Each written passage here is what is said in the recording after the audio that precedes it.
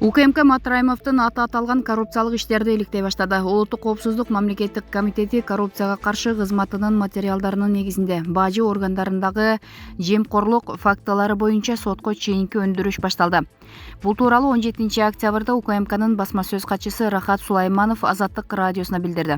2016 жылдан баштап мамлекеттик бажы кызматынын системасында төраганын мурдагы орун басары Райымбек Матраимов башкы кызматтык адамдар жана ошондой эле сырткы экономикалык ишмердүүлүк жүргүзгөн көзөмөлдөгү катышуулар тарабынан бажылык башкарууда көмүскө киреше табуу максатындагы коррупциялык схема жолго коюлган. Анын натыйжасында мамлекеттик бюджетке ири көлөмдөгү чыгым келтирилген, деди Сулайманов.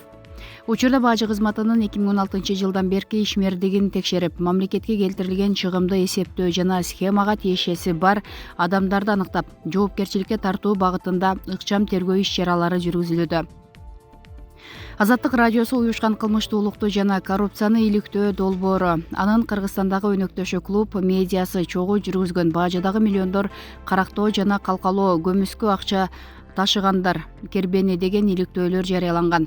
Иликтөөдө ал иштерге мамлекеттик бажы кызматынын жетекчисинин мурдагы орун басары Райымбек Матраимовдун тиешеси болушу ыктымал экени айтылган.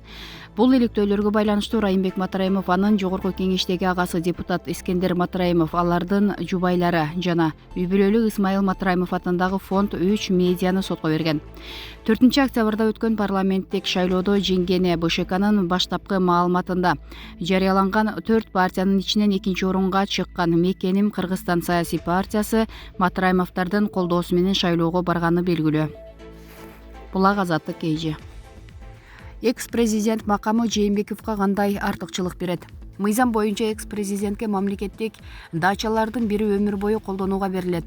Мындан башка дагы кандай артыкчылыктар бар экенин Спутник даярдаган материалдан көрүүгө болот. Отставкага кеткенден кийин Сооронбай Жээнбеков экс-президент макамына жана тийиштүү артыкчылыктарга ээ болду. Бул тууралуу жарлыкка президенттин милдетин аткаруучу премьер-министр Садыр Жапаров кол койду. Мурунку өлкө башчысына берилүүчү артыкчылыктар Кыргыз Республикасынын президентинин ишмердүүлүгүнүн кепилдиктери жана экс-президенттин макамы тууралуу мыйзамда айтылган. Биз анын негизги жоолорун карап көрдүк. Экс-президент болуу деген эмне? Негизинен экс-президент макамы кайра кайтарылбайт. Мындай статуска ээ болгон адам саясий жана мамлекеттик кызматтарда иштей албайт. Мындан тышкары саясий партиялардын жетекчилигинде болууга же анын ишине аралашууга тыюу салынган. Кол тийбестик. Экс-президентти иштен турган мезгилиндеги жасаган же жасабаган аракети үчүн кылмыш жоопкерчилигине тартууга болбойт. Аны кармоого, камакка алууга, тинтүүгө же суракка алууга мыйзам жол бербейт. Кол тийбестик анын турак жайына, иш ордуна, пайдаланган транспортуна, байланыш каражатына, ал ээлик кылган архивге, документтерге, багажына да тиешелүү.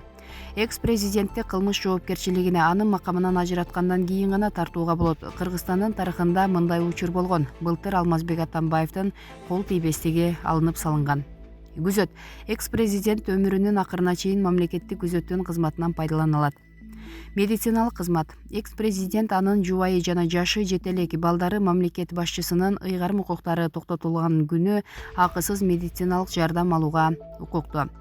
Акча маселеси. Экс-президент пенсия курагына чейин мамлекет башчысынын 1 айлык маянасынын 75% өлчөмүндөгү эмгек акыны ай сайын өмүр бою алат.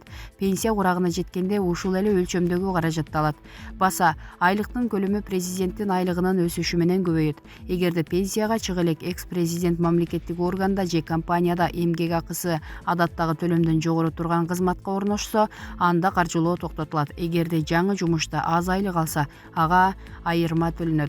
Экс-президент пенсияга чыккан учурда иштеген ишиндеги айлыгынын өлчөмүнө карабастан тиешелүү сумма толугу менен төлөнүп берилет. Дача жана башка. Экс-президентке мамлекеттик дачалардын бири өмүр бою пайдаланууга берилет. Ал ошондой эле аэропорттордун, бекеттердин жана станциялардын кызмат адамдары жана делегациялары үчүн залдарын акысыз пайдаланууга укуктуу. Байланыш. Кыргызстанда жүрүп экс-президент өкмөттүк жана мамлекеттик органдарда, жергиликтүү бийлик органдарында жана уюмдарда бар байланыштын түрүн пайдалана алат. Мындан тышкары байланыш кызматын кезексиз алууга да укугу бар. Экс-президенттин почта аркылуу жана телеграф менен жөнөткөндөрү өкмөттүк билдирүү катары делинет. Ар намысты коргоо. Экс-президенттин ар намысы мыйзам чегинде корголот. Башка кепилдиктер: экс-президенттин өлүмүнөн кийин анын үй бүлөсүнө ай сайын жөлөк пул берүү каралган. Анын көлөмү карылык боюнча берилчү пенсиянын минимумунан 6 эсеге көп. Булак Спутник KG. Сооронбай Жээнбеков кетти, ордуна Садыр Жапаров келди. Экөөнүн тең жубайынын аты Айгүл. Ошентип кечээ 17 октябрда Кыргыз Республикасынын президенти Сооронбай Жээнбеков кызматын таштап кетти.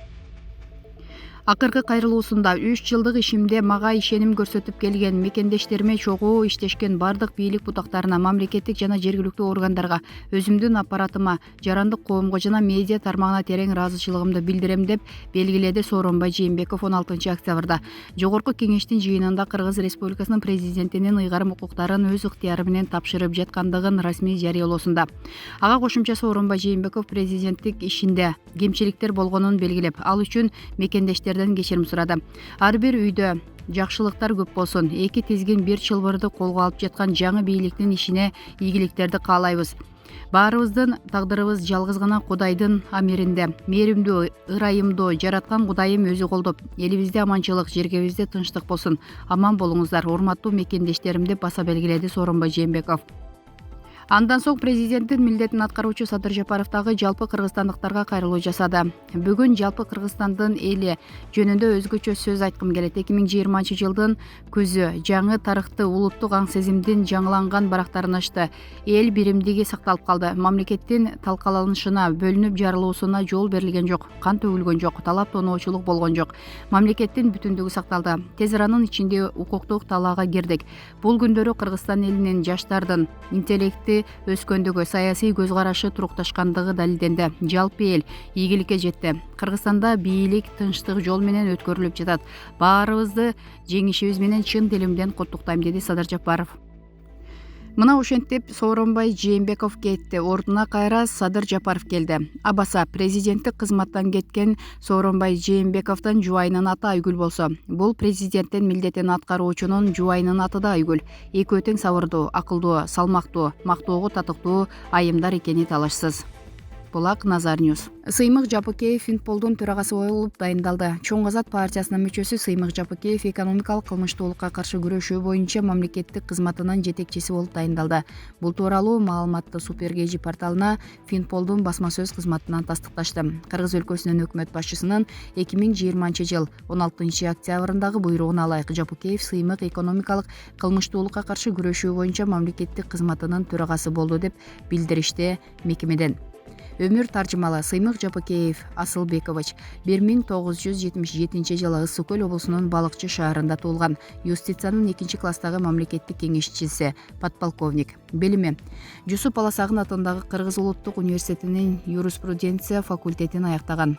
Эмгек жолу: 2001-2002 жылдары Төп райондук прокуратурасында стажер тергөөчү, 2002-2004 жылдары Ысык Көл облусунун Ак Суу районунун прокуратурасында улук тергөөчү, 2004-2006 жылдары Балыкчы шаардык прокуратурасынын улук тергөөчүсү, 2006-2007 жылдары Чүй облусунун Ысык Ата райондук прокуратурасында улук тергөөчү, 2007-2009 жылдары Кемин районунун прокуратурасынын орун басары, 2009-2014 жылдары коррупцияга каршы күрөшүү башкармалыгынын прокурору, 2015-2018 жылдары Комтөр Голд компания ачык акционердик коомунун келишимдик негизде иштеген юрист жактоочусу, 2017-2020 жылдары Кыргыз Республикасынын шахмат федерациясынын вице-президенти, үй бүлөлүү 2 баланын атасы.